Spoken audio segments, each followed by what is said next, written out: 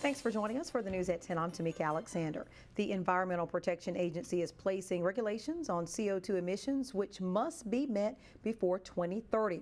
And this means electric companies like Alabama Power must find ways to reduce the greenhouse gases coal-fired power plants cause.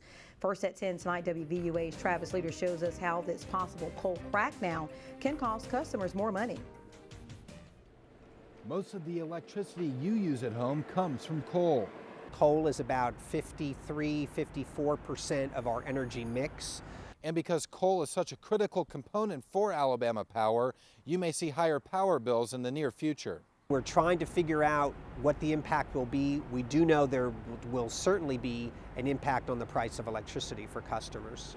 But not all coal is mined for power, like the resources at Jim Walter Mines, which means Tuscaloosa County coal miners may not see layoffs.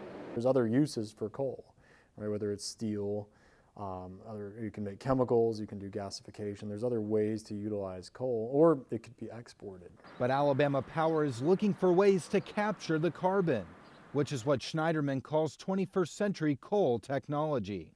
That is the ability to continue to use coal, but reduce carbon emissions from coal to the equivalent or less than what you would get from a natural gas plant. But that technology costs money.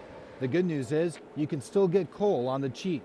Coal is still a pretty inexpensive source of energy. So it's hard to say, oh, everything is just going to disappear and change. I mean, I think it's going to be around a while. In Tuscaloosa County, Travis Leader, WVUA News.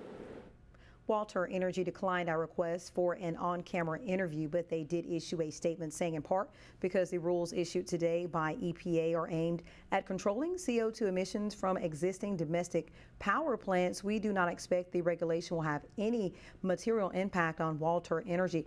Approximately 95% of the company's coal-related revenues come from the export of metallurgical coal.